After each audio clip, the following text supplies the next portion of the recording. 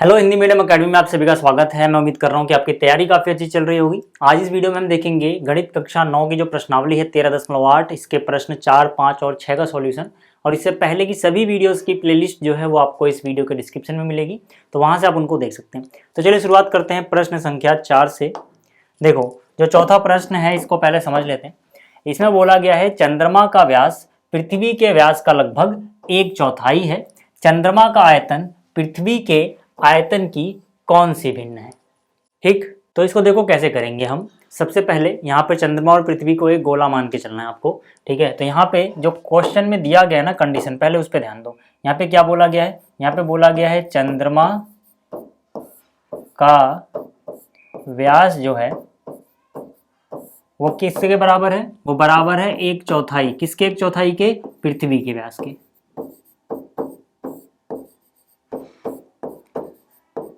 ठीक है, सबसे मेन पॉइंट यही है कि हमें ये समझ में आ जाए कि चंद्रमा के व्यास क्या है, पृथ्वी के व्यास का 1/4। तो उसको लिखेंगे कैसे, तो इसको हम लिखेंगे चंद्रमा का व्यास बराबर 1/4 है पृथ्वी के व्यास के। ठीक, अब देखो यार, सीधी सी बात है कि अगर मैं चंद्रमा के व्यास को, देखो व्यास को हम डी से दिखाते हैं, व्यास को हम किससे दिखाते हैं, डी से।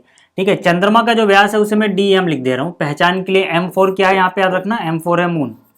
ठीक है, मून यानी कि चंद्रमा। ठीक है, तो पहचान के लिए हम ऐसा लिख देते हैं ताकि हमें याद रहे किसको हम चंद्रमा के व्यास बोल रहे हैं और किसको हम पृथ्वी का। तो ये बराबर है 1/4 पृथ्वी के व्यास से। पृथ्वी के व्यास को मैं बोल रहा हूँ DE। ठीक है ना, E फॉर अर्थ यानी कि पृथ्वी। ठीक, तो यहाँ से आपको एक बात पता है कि भाई जो व्यास होता है, जो व्यास होता है किसी का भी, वो बराबर होता है 2 गुणा में त्रिज्या। ठीक है, जो व्यास होता है वो त्रिज्या का दुगुना होता है। मतलब अगर मैं चंद्रमा के व्यास की बात करूं तो ये चंद्रमा की त्रिज्या का डबल होगा। और इसी तरह से अगर मैं पृथ्वी के व्यास की बात करूंगा, ठीक है, व्यास किसका, पृथ्वी का, तो ये किसके बराबर होगा, 2 गुणा में त्रिज्या। किसकी त्रिज्या, पृथ्वी की। समझ में आ गया। तो ये तो समझाने के लिए बोला मैंने, मैं यहीं पे लिख रहा हूँ। देखो, चंद्रमा के व्यास की जगह क्या लिख सकता हूँ, 2 गुणा में चंद्रमा की त्रिज्या। ठीक है, तो समझाने के लिए था, मिटा दिया। इसी तरह से बराबर 1/4 पृथ्वी के व्यास की जगह क्या लिख सकता हूँ, 2 गुणा में पृथ्वी की त्रिज्या। तो मैंने यहाँ पे लिख दिया 2 गुणा में पृथ्वी की त्रिज्या। ठीक है, आप चाहो तो इनके बीच में गुणा का निशान भी लगा सकते हो या चिपका के ले सकते हो। अब इसके बाद देखो यार, 2 एकम 2, 2 दूनी 4। यहाँ पे कितना हो गया, पृथ्वी की त्रिज्या गुणा में 1 करोगे वही रहेगा, यानी पृथ्वी की त्रिज्या। नीचे वाला 2 इधर आ जाएगा गुणा में। ठीक है, 2 दूनी 4, यानी इधर आ जाएगा 4 गुणा में चंद्रमा की त्रिज्या। इसको समीकरण 1 बोल के छोड़ दो, इसका इस्तेमाल हम बाद में करेंगे। ठीक है, क्योंकि हमें त्रिज्या के बीच में रिलेशन चाहिए था भाई, क्योंकि जब हम फॉर्मूला लगाएंगे उसमें त्रिज्या आएगी। ठीक, अब हमें क्या करना है, चंद्रमा का व्यास पृथ्वी के व्यास, चंद्रमा का आयतन पृथ्वी के आयतन की कौन सी भिन्न है। तो यहाँ पे हम क्या लिखेंगे, यहाँ पर देखो ऊपर मैं लिख रहा हूं चंद्रमा का आयतन, मैंने लिखा यहाँ पर चंद्रमा का आयतन। ठीक है, नीचे हम क्या लिखेंगे, पृथ्वी का आयतन। ये कौन सी भिन्न है ये हमें बताना।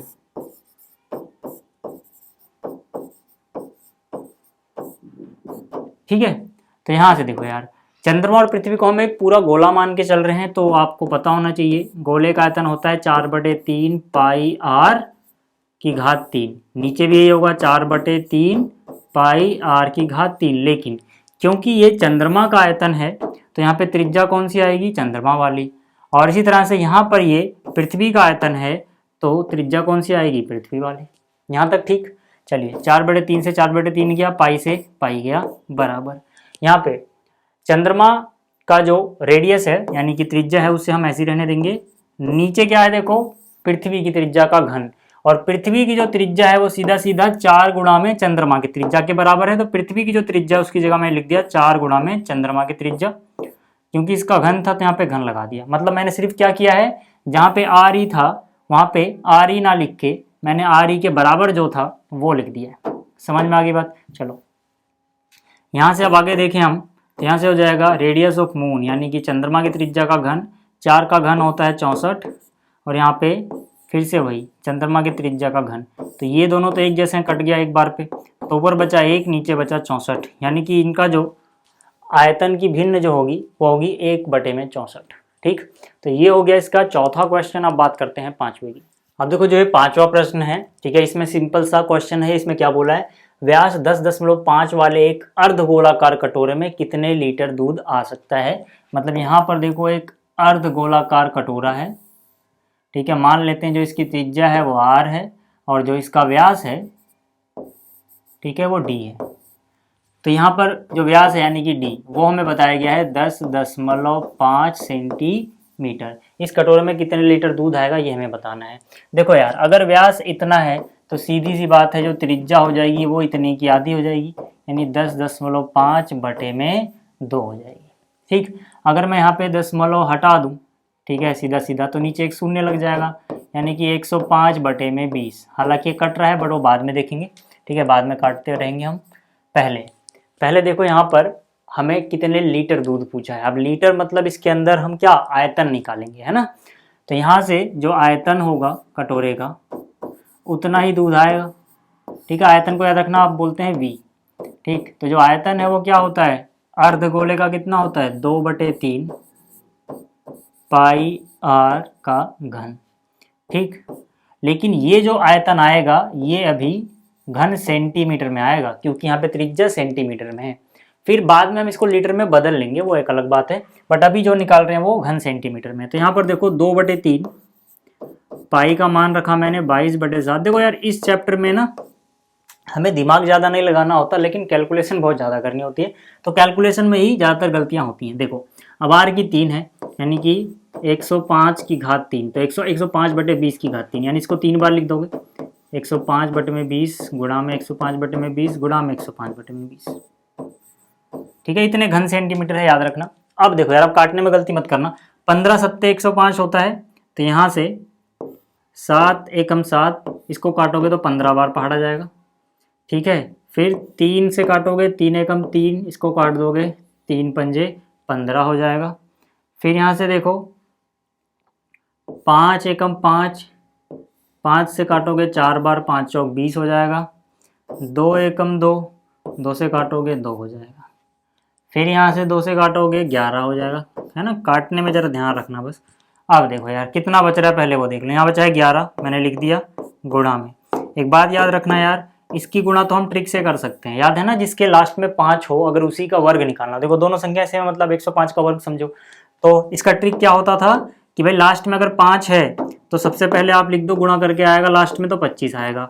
उससे पहले जो भी संख्या है 5 के अलावा कितना है 10, 10 से एक ज़्यादा क्या होता है 11, 10 गुणे 11 110। अगर आपको ये ट्रिक नहीं आता है तो अलग से वीडियो है, इस पर आप देख सकते हो, जिसमें लास्ट में 5 हो उसका वर्ग निकालना आसान होता है। तो यानी कि इनका गुणा हो गया, 105 गुणे 105 करके ये आया अपने पास, और 11 जो है देखो ये रहा।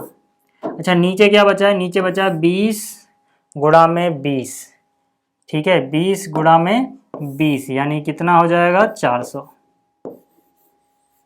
ठीक है, इतना हो गया, ठीक है। तो इसके बाद हमें क्या करना है यार, ऊपर आप गुणा कर लो पहले तो भाई।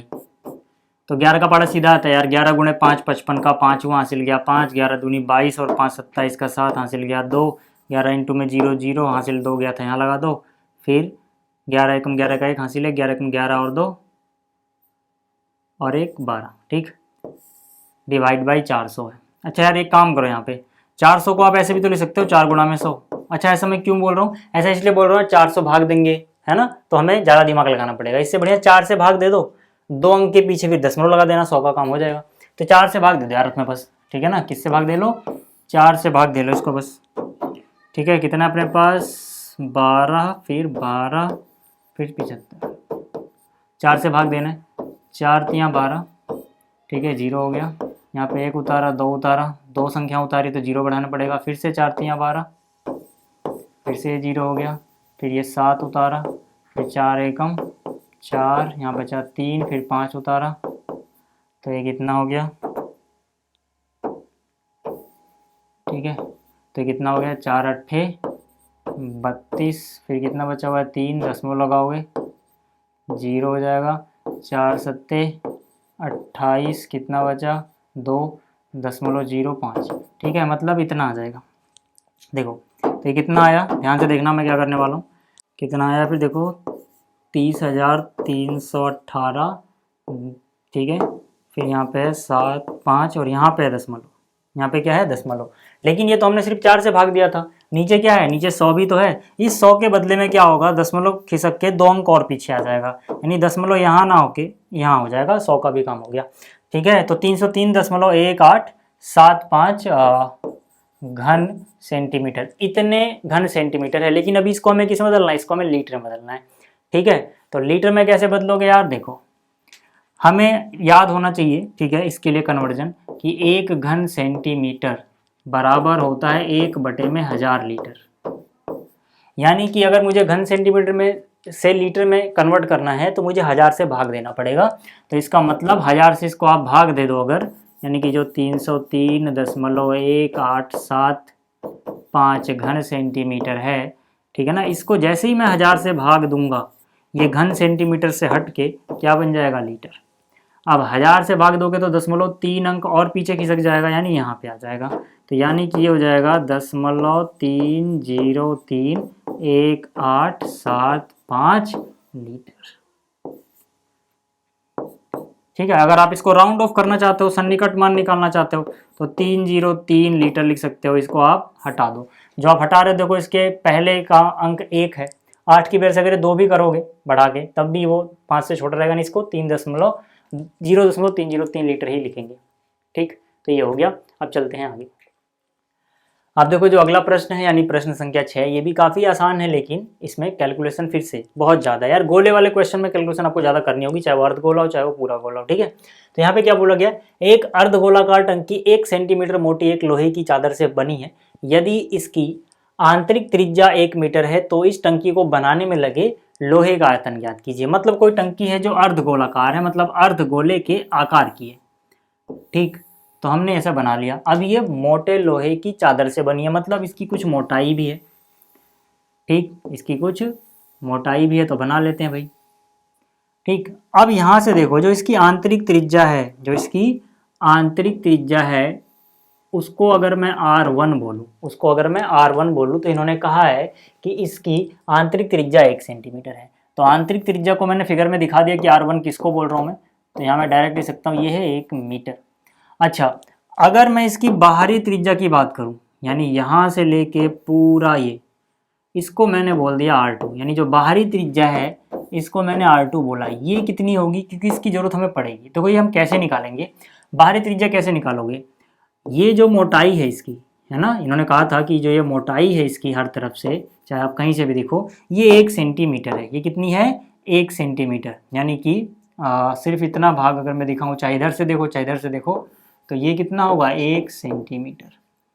ठीक, तो आप देखो यार बाहरी त्रिज्या आप कैसे निकाल पाओगे, बाहरी त्रिज्या आप निकाल पाओगे आंतरिक त्रिज्या। क्यों, क्योंकि बाहरी त्रिज्या देखो आप इतना तो किसके बराबर, चाहे इधर से देखो चाहे इधर से, आंतरिक त्रिज्या के।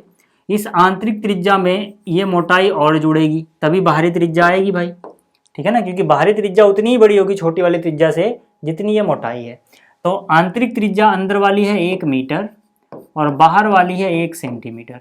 इनको जोड़ोगे तो बाहर वाली त्रिज्या आ जाएगी। अब अपने को पता है कि यार इसको सब कुछ मीटर में कन्वर्ट करना है, तो 1 मीटर प्लस सेंटीमीटर से मीटर में बदलोगे तो 0.01 मीटर हो जाएगा, क्योंकि 1 मीटर में 100 सेंटीमीटर होते हैं, तो 1 सेंटीमीटर में 1/100 मीटर होंगे। जो 1 सेंटीमीटर था उसकी जगह क्या आ जाएगा, 1/100 मीटर। 2 अंक के बाद दशमलव लग जाएगा, यानी 0.01। ठीक है, चाहो तो पहले 0 भी लगा सकते हो। तो ये हो गया, इन दोनों को जोड़ोगे तो कितना हो जाएगा, 1.01 मीटर। तो ये हो गई बाहरी त्रिज्या। इसके बाद हम लिखेंगे लोहे का आयतन, यानी कि जो आयतन हमें निकालना है लोहे का आयतन, वो कितने के बराबर होगा और कैसे आएगा, इसको जरा ध्यान से देखना। ये हम कैसे निकालेंगे, पहले आप क्या करो, आप जो बाहर वाला है, बाहर वाला अर्धगोला, उसका पूरा आयतन निकाल लो। बाहर वाले अर्धगोले का आयतन हो जाएगा 2/3 पाई R3, क्योंकि ये बाहर वाले का आयतन है तो बाहर वाले की त्रिज्या R2 है ना, ये नाम के लिए 2 है, मतलब पहचान के लिए। जैसे आपने इतना किया, आपके पास पता है कितना आयतन आ गया होगा, ये आपके पास आयतन आ गया होगा जब आप यहाँ पर ये R2 रख रहे हो, मतलब बड़ी वाली त्रिज्या, यानी कि इसके अंदर पूरा लोहा है, आप ये मान के चल रहे हो। लेकिन वो तो गलत बात है, क्यों, क्योंकि अंदर से तो ये खोखला है भाई, लोहा तो सिर्फ किनारे किनारे है ना, जितनी मोटी चादर है। तो कहने का मतलब है कि अगर आप यहीं पे छोड़ दोगे तो गलत हो जाएगा सवाल, क्योंकि अंदर एक और छोटा अर्धगोला जो आपको नजर आ रहा है जिसकी त्रिज्या R1 है, ठीक है, वो खोखला है और लोहा सिर्फ किनारे किनारे है। तो मतलब अंदर जो खोखला वाला हिस्सा है वो हमें माइनस करना पड़ेगा। क्या करना पड़ेगा? माइनस करना पड़ेगा। माइनस कैसे करोगे भाई? 2/3 पाई आर, कौन सा? अंदर वाला अर्धगोला, वो किसकी त्रिज्या कितनी है? R1 है। ठीक है, तो इसको आप याद रखना। इस तरह से हम करते हैं। हमने पूरे बड़े वाले का निकाल लिया मान के कि चलो सारा अगर लोहा होता तो इतना आता, लेकिन अंदर तो लोहा नहीं है, खोखला है, तो उसको माइनस कर देंगे। अब आगे जब भी आपको क्वेश्चन मिले तो आप ये डायरेक्ट सेकंड स्टेप लिखना, फर्स्ट स्टेप समझाने के लिए था। ठीक है, सेकंड स्टेप क्या हो जाएगा? 2/3 पाई यहाँ पर भी है, 2/3 पाई यहाँ पर भी है, तो ये आ जाएगा कॉमन यानी उभयनिष्ठ। तो 2/3 पाई कॉमन ले लिया, यहाँ बच गया R2 का वर्ग माइनस R1 का वर्ग, यहाँ बच गया R2 की घात 3 माइनस में R1 की घात 3। तो यहाँ से कितना हुआ? 2/3 पाई की जगह कितना आया? 22/7, और यहाँ पे कितना आया? देखो जो R2 है वो अपने पास है 1.01, यानी यहाँ हो जाएगा 1.01 की घात 3 माइनस में R1 यानी कि 1। ठीक है, अब इसके बाद मान रख दो यार। देखो 22 गुणा में 2, 22 गुणा में 2 कितना हो जाएगा? 44, और 7 गुणा में 3 कितना हो जाए? 21। ठीक है, इसका आप घात निकाल लेना। 1 की घात 3 होता है 1.030301 माइनस में 1 की घात 3 1 होता है। ठीक है, इसका आप अलग से गुणा कर लेना। तो यहाँ से कितना हो गया? 44 बटे में कितना? 21। इसमें से 1 घटाओगे दशमलव के बाद जो है वही बच जाएगा, यानी 0.030301 बच जाएगा। ठीक है, तो इन दोनों गुणा कर लेते हैं कहीं पे। 0.030301 गुणा किससे करनी है? 44 से।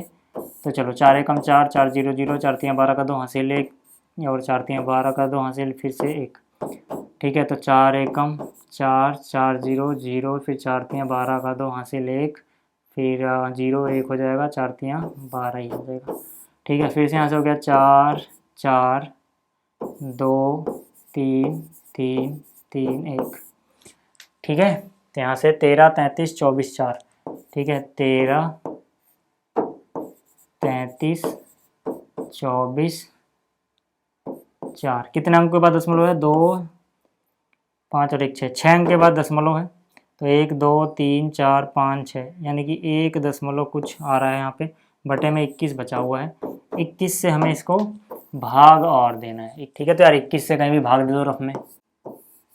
कितना अपने पास? 1.3332 किससे भाग देना है? 21 से। दशमलव लगाया तब भी टेबल नहीं जा रहा है, एक अंक और मिलाना पड़ेगा, यानी 0.133 तक ले लो आप। तो एक अंक और बढ़ाया है तो यहाँ पे 0 लेना पड़ेगा। ठीक है, तो यहाँ से कितना? 21 का पहाड़ा 6 बार गया, 126। ठीक है, इसमें घटाओगे तो कितना बचेगा? 7, 3 उतार लो। 21 का पहाड़ा कितनी बार जाएगा? 3 बार। यहाँ कितना बचेगा? 10। यहाँ कितना बचा है? 2। ठीक है, 102 हो गया। 21 पंजे 105, यानी 4 बार ही जाएगा। ठीक है, 4 बार गया तो 21 चौक 84, 16 और 2 18 बच गया। यहाँ पे उतार लिया हमने ये 4। ठीक है, कितनी बार पहाड़ा जाएगा? 8 बार जाएगा। 21 8 159। ठीक है, कितना बचा यहाँ पर? चलो बहुत है यार, इतना है ना। दशमलव के बाद हमने 2 4 5 अंक तक निकाल दिया, बहुत है, आगे मत मेहनत करो। यहाँ पे कितना है? 0.0634 ठीक है, ये कितना है? यह है अपने पास घन सेंटीमीटर। सेंटीमीटर में ही था ना सब कुछ? नहीं, मीटर में था। ठीक है, तो यह आ गया अपने पास घन मीटर, यानी लोहे का जो आयतन है वो इतने घन मीटर होगा भाई। ठीक है, याद रखना। चलिए, ये क्वेश्चन हो गया। तो इस वीडियो में इतना ही, जल्दी मिलेंगे अगले वीडियो में। इस वीडियो को देखने के लिए धन्यवाद।